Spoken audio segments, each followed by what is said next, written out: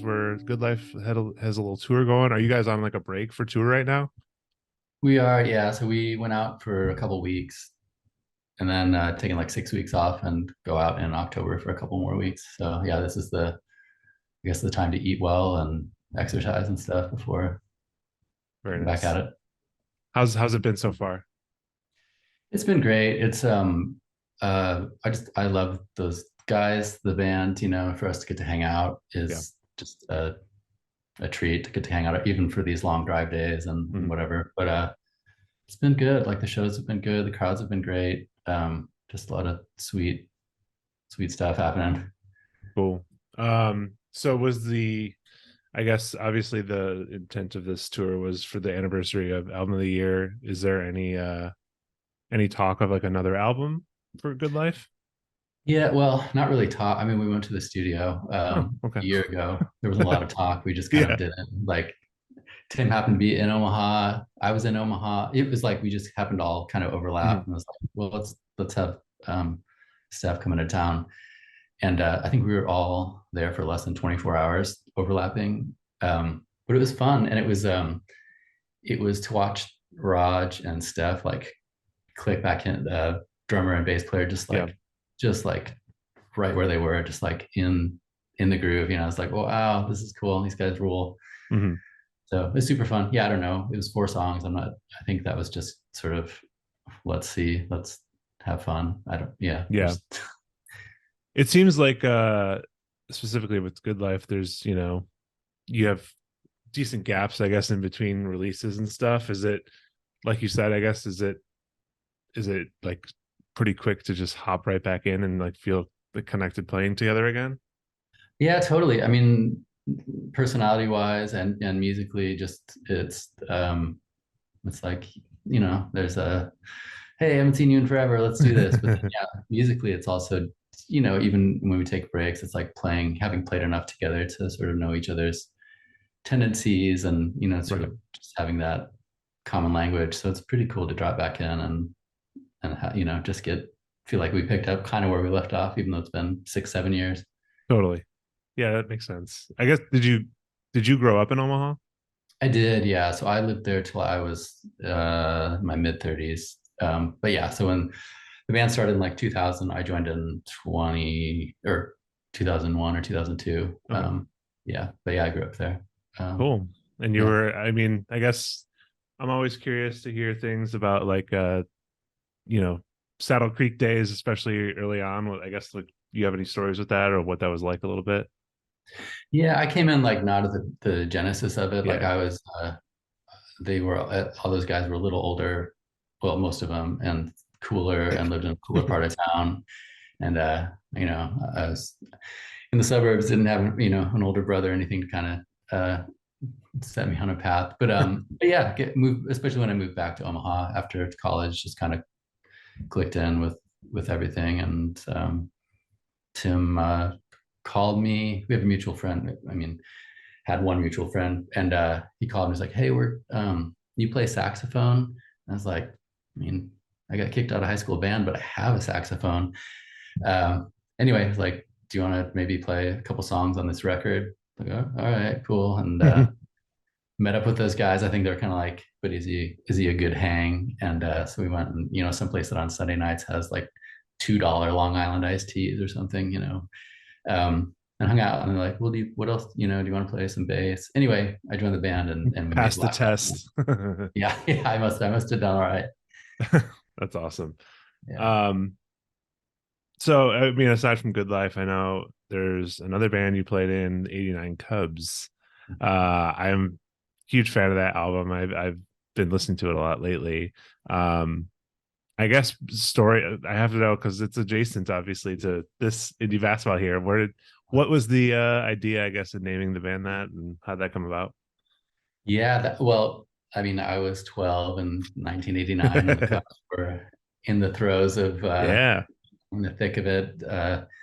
Andre Dawson and Ryan Sandberg and Mark Grace and all, I could probably Hmm. name a dozen other guys, but it just was the team that I latched onto. I was like, why would I be a Yankees fan anymore? They're stupid. I've got like the Cubs are right here because they're on in the Midwest. They're on WGN. Like Hmm.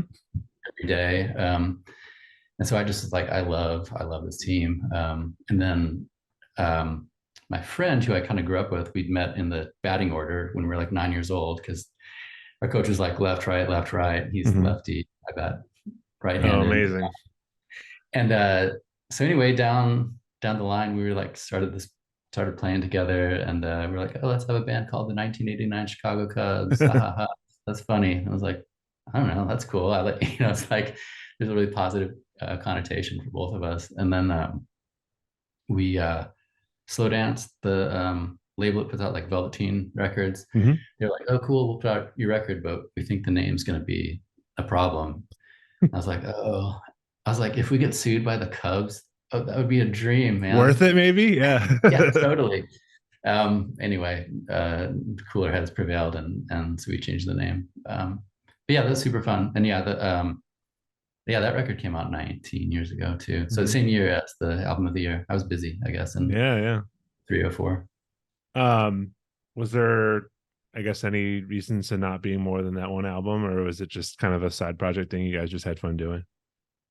No, I mean, I didn't think of it as a side project. It was, I don't know, there's a good dynamic there, but Yeah, it was scheduling and yeah, the way that bands happen and they totally. stop playing. But I get along with those guys. I saw Matt Baum, the drummer. We played in Hmm. Omaha a couple weeks ago.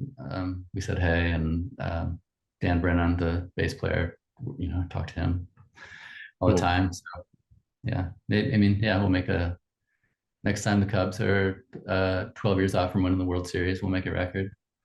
I guess you'd have to start now then, I guess, for 12 years. Yeah. I don't Well, know. Who I sort knows? yeah, when's that going to be? Let's see. um, cool. I guess right now, aside from Good Life, is there anything else you're working on? Yeah, I fiddle around with stuff, Yeah. all the time, kind of at home I don't know, like I like music and it's fun without any real uh, direction or definition of it. But I've been playing with some friends too, just dropping into their bands a little bit, helping people record. Mhm. But I think I'll do something. I feel like I have like maybe one last rock record, and maybe these songs have been kicking around. But then a lot of the stuff I've been doing more recently is kind of like synthesizer and just like chain up 8 analog delays on my guitar and just different not rock sort of stuff. But I feel like those are the things that are just kind of just fun to mess around with. yeah, and part of it was too is the time. It was like the having a small child and pandemic and stuff, and I kind of wanted to just put the headphones on and Hmm.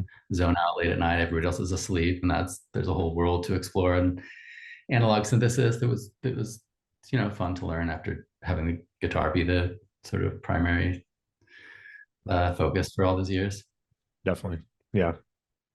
Awesome. Yeah. So I guess, music wise, the last thing I'd like to ask, and I like to ask everyone is, I guess, what are you currently listening to? Is there any other music that you're currently into?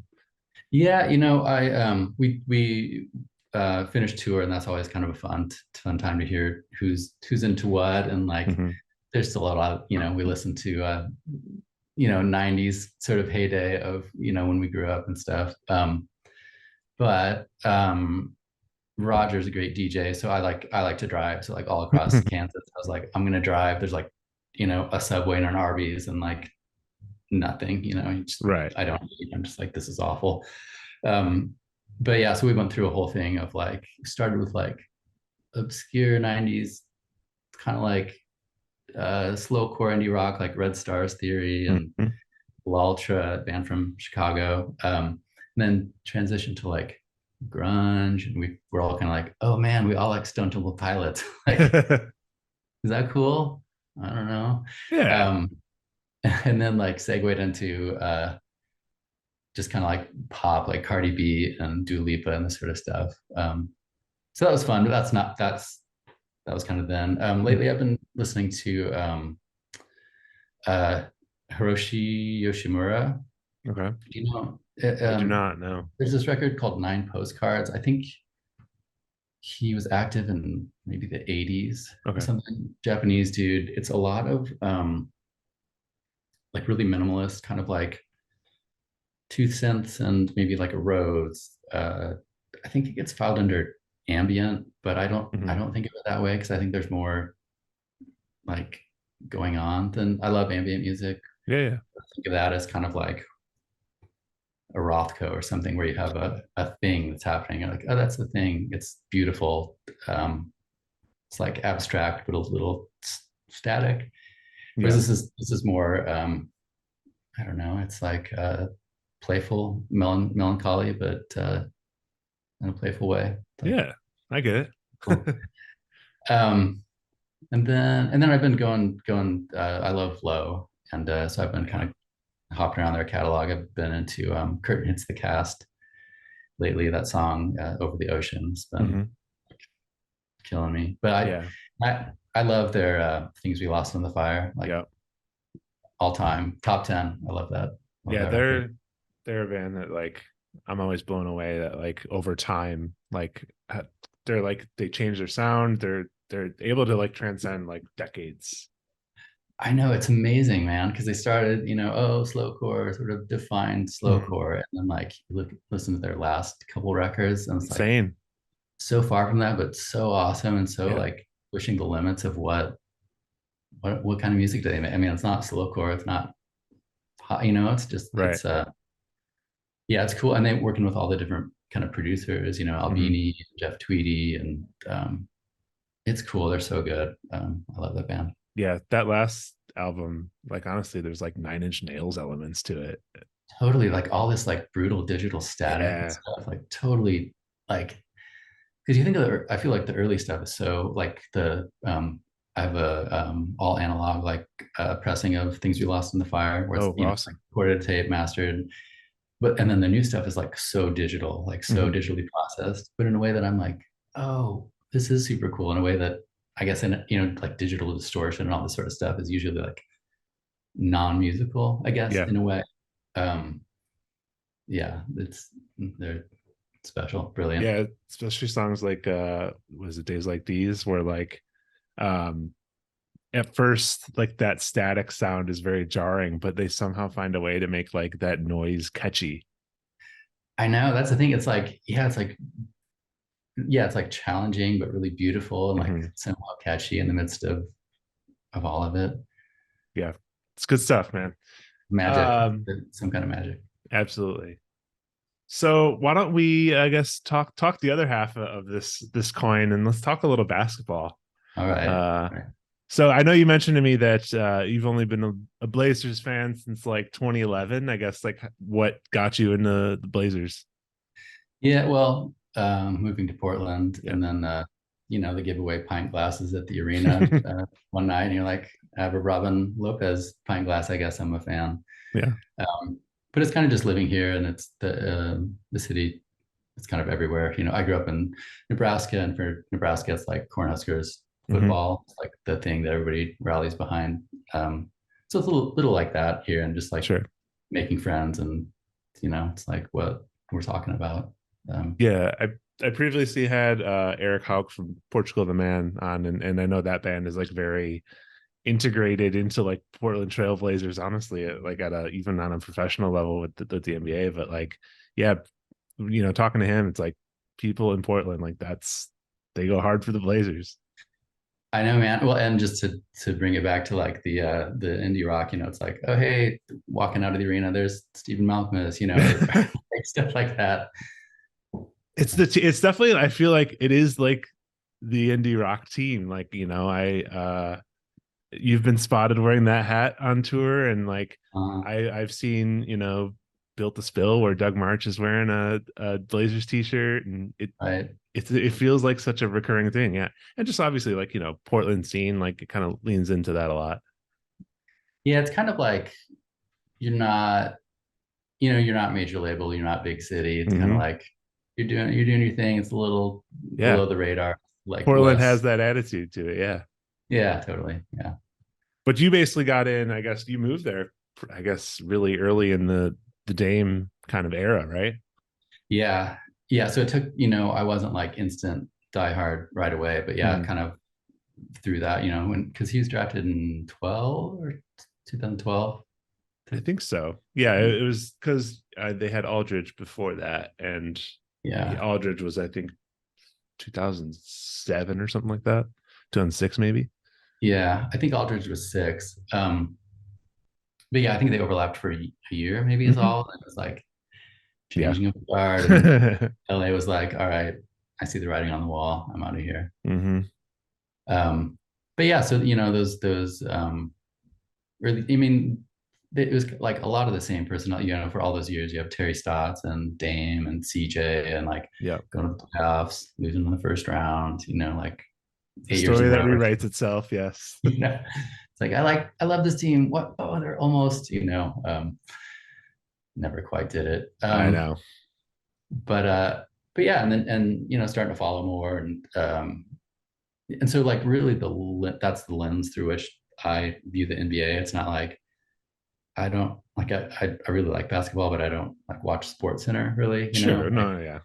So it's kind of like I get all my NBA through the Blazers. Like the broadcasts and Hmm. the blogs or whatever. So it's all how does how does it affect the Blazers? How does it affect Right. me? I guess did you grow up being a fan of basketball in any way or anything? I did, I was like really into baseball. So it was like Yeah. baseball cards and playing baseball Totally. and the Cubs and this and that. And so basketball was like, yeah, it's cool. I don't have a favorite team. Everybody likes Michael Jordan. I like Michael Jordan. He's incredible. I like the Bulls. They're the Yeah. closest team. But I wasn't like a diehard. I mean, I played a little bit and stuff. Hmm. But it was really like moving here. I was like, I have a team. Like this is my team. Yeah. I guess Omaha in general is I assume like tough because there is no real major sports team, right? Yeah. Yeah. So it's like, you like baseball, you're kind of like Royals or Okay. the Cubs. Nobody likes the White Sox, I guess. Mhm.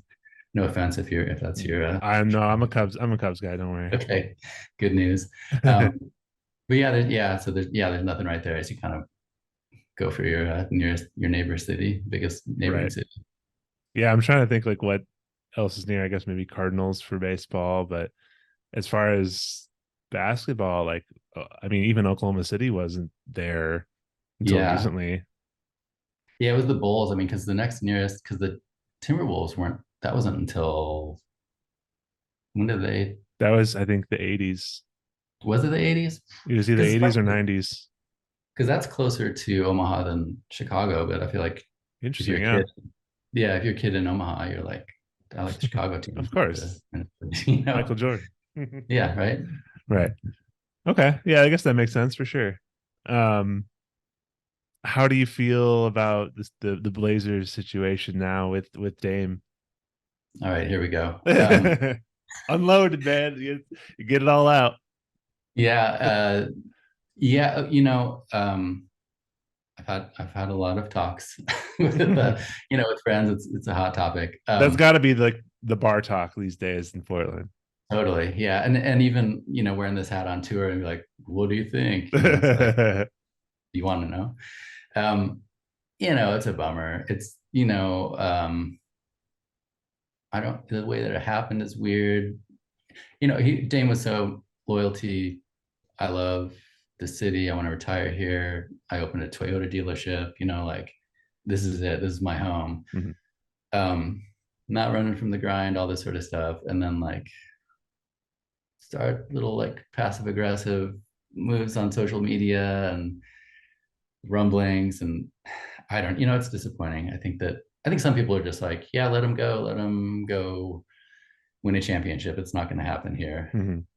I mean, okay, probably not. And probably it's better for the team to not be saddled with his contract while he, you know, ages out of his prime years. Sure.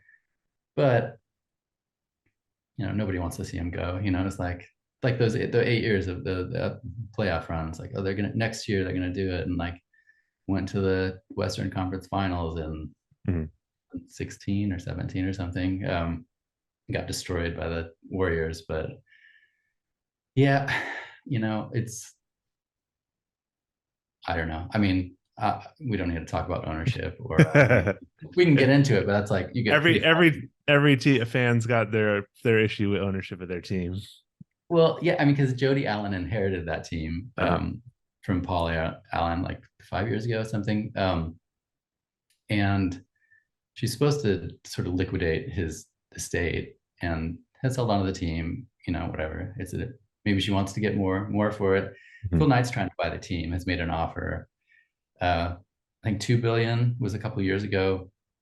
They kind of Phil and his business partner came back, and like whoever his business partner was, like apparently wrote a handwritten letter to her, and she had an assistant like send an email back to them, so she's like not even giving these dudes the time of Oh day. man, Phil would make such big moves for that team.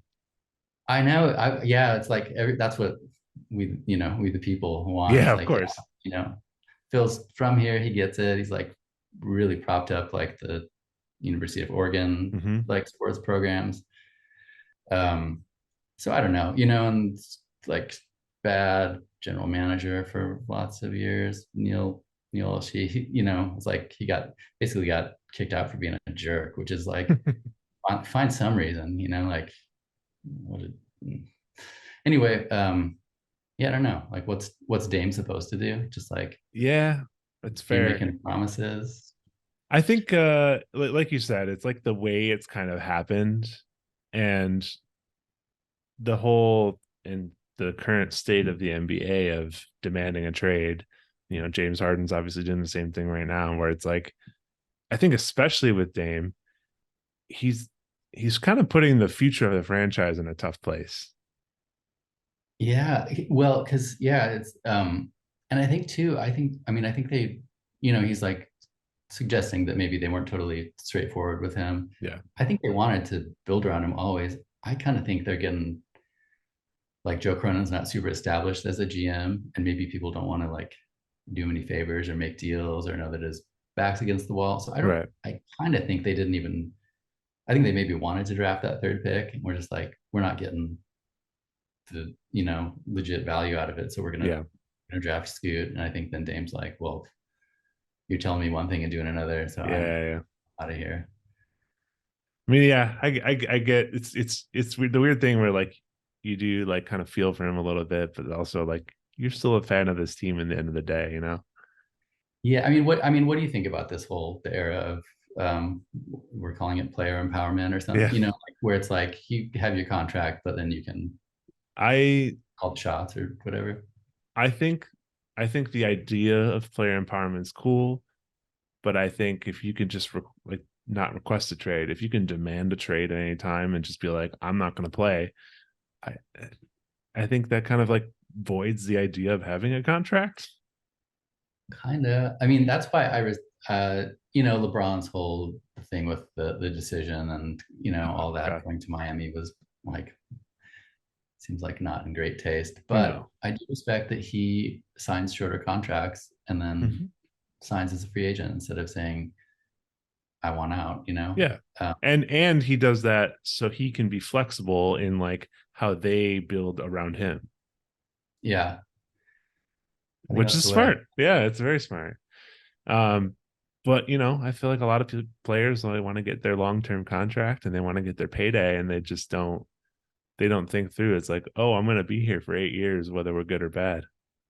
I know. Yeah, I mean, you sign a super max, Yeah, you're saying I'll take the most money I can get, and I have to be here for better, through thick and thin. Although apparently not, then you just make your demands. And yeah. I'm curious what happens if the trade doesn't happen and camp rolls around. It's like, I feel like does he he show won't. He up? won't play. I mean, I don't. I don't That's so know. that's so antithetical to everything he's Ugh, about, though. yeah, there is a thing I think even today that he did confirm that it was that he did request a trade like Yeah. officially because it was all just rumor before, but Uh, there was something he said I think about I'm gonna win a title one way or another. So it's like I don't know what you mean by that. Like, are you saying like if you don't get traded, then I'll do it here? Like, yeah. I don't know. It's kind of confusing. Yeah. Well, I think I told you too, like right after you DM'd me. I just met his cousin in Hmm. San Diego, of all places. I was like playing at the Casbah, which is I love that joint. And I went for a walk. Oh, I gotta find something to eat. Walked all through Little Italy, and it's like, oh, I need to find somewhere. So I stopped in this place. Like, oh, okay, cool, like a bar and grill bistro sort of place, and sitting at the bar, having a beer, waiting for my food, and the the dude who took my order was like, "Oh, hey, a guy in the kitchen, his cousin plays with the Blazers." Like, "Oh, that's cool. Which one?" He's like, "Damian Lillard." And I was like, "No kidding." I would say that is And the then, Blazers player. yeah, one that everybody knows, even Yeah. if you know anyone. So then this dude, his cousin, Sean, I think is his name, comes out of the kitchen and just like he's like, "Hey, man, I used to live in Portland," and we started just chatting, and I was like, you can tell Dame it's like it's not too late that we'll accept him with open arms. And he was like, "Yeah, the family's made up its mind." He's That's like, funny. "I'm just waiting for the call." I was like, It's amazing. yeah, really nice guy. Um, Didn't tell me what I wanted to hear, but yeah, of course. Um, yeah, I mean, yeah, I hope it gets figured out, and I hope you don't trade him to Miami and just get stuck with like Duncan Robinson and call it a day. But no. you got to at least get some picks or something. Well, yeah, that's the thing is they don't have the assets to trade. So Yeah, then you get into some weird 3 and 4 team deal. But what comes back to Portland right. on what timeline? Do we do this is a podcast. We do gossip here, right? Absolutely. Love gossip. Okay. Uh I heard, which is totally reputable, right? That's anything that starts with I heard and is gossip. Yeah. I heard that Dame's getting divorced from someone who I know somebody who works at a law office. Hmm. It's a rumor. I'm gonna say it's a rumor, Okay. but I'm sort of putting that into the like, is he having like a midlife crisis? And he's like, Hmm. I want to get as far away from Portland as I can. She can keep the Toyota dealership. She can keep the Okay. speculation. All right. Yeah, watch in a couple of days, you're gonna see a post on like Bleacher Report that says like Damian Lillard getting a divorce. Source Ryan Yeah. Fox. Yeah. If it's a rumor, then I'm sorry. I know it's a rumor. Just kidding. If it's true, you heard it here Yeah, first. right. Interesting to hear. Well, I guess on the flip side of you know Blazers outlook, you did draft Scoot Henderson, which is a pretty cool thing. It's cool. I watched some highlights of him the other day, and it's like that dude can get to the hoop, can Yeah, make it to the and cup. he's got some like that personality too that seems like really, just generally very energized. Kind of reminds me of like Anthony Edwards. Totally, man. Because they drafted Shaden Sharp last year, Hmm. and like he's super fun to watch, but he's like more reserved. Doesn't seem like Yeah. the face of your franchise so much.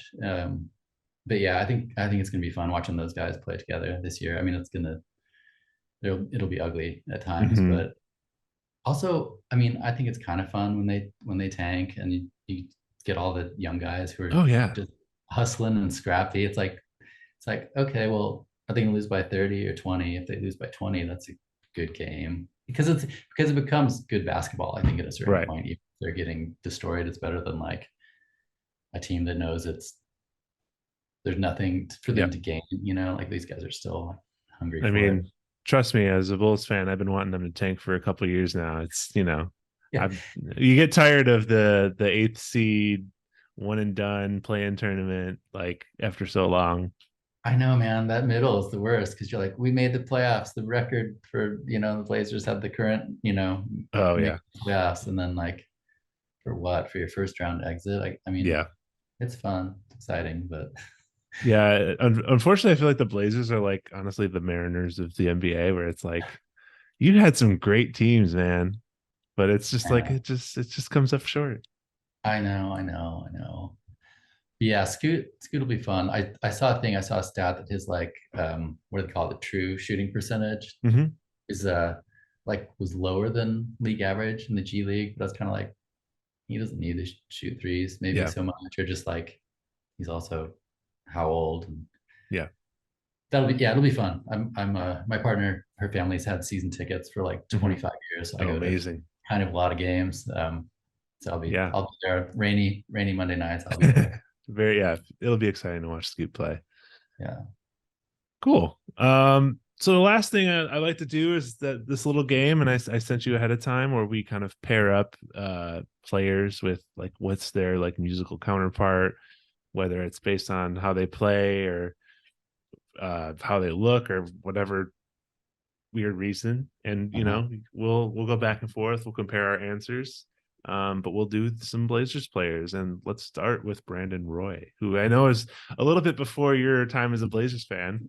Yeah, I sort of agonized over these. I wanted to get all these right, but so okay, so Brandon Roy, the my thought was like career ended too short or something, like didn't really promising, was good, really good, Yeah. and then it was over. So I was thinking, I started to think, oh, what are people who like put out a couple records that were great, and then like I thought of like Joy Division or Nirvana, but I was Hmm. like, that's really dark endings. Like, also those were like genre changing. I mean, yeah. You know, whatever. So where I landed was like Sid Barrett, maybe, where it wasn't like, Ooh. where it's just kind of like the something internal Yeah. crumble, Right, like right. does some really amazing stuff and then just kind of walks away. Yeah.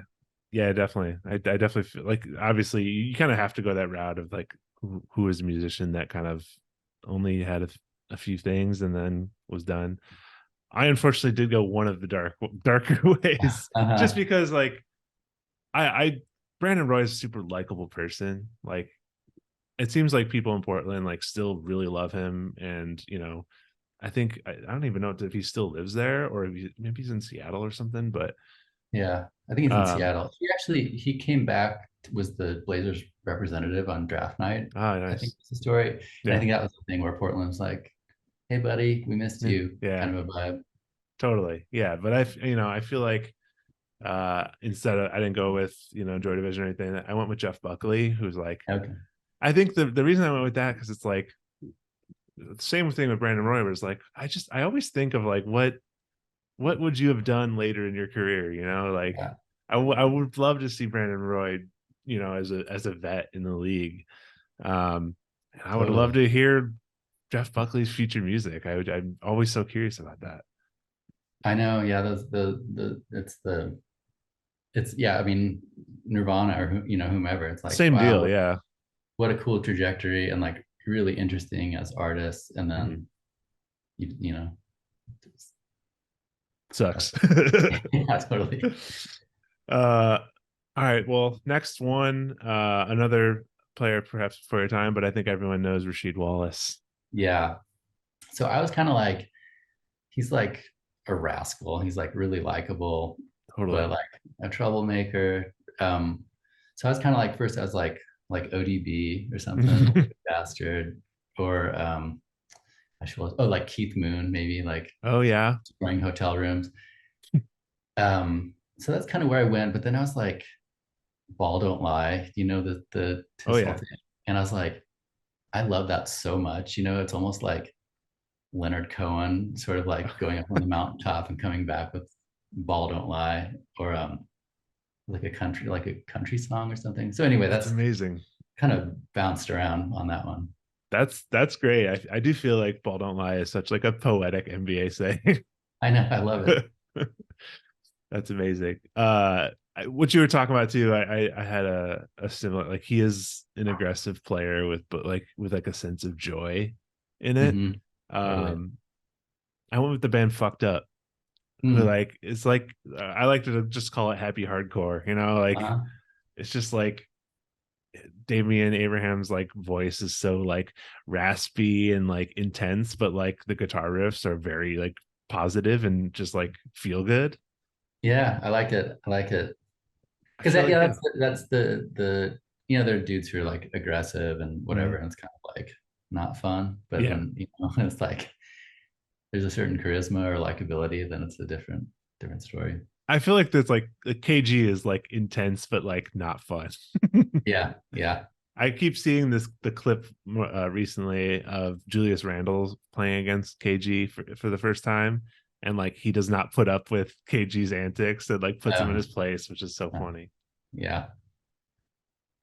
So the third on our list is the man we've been talking about so much, Damian Lillard.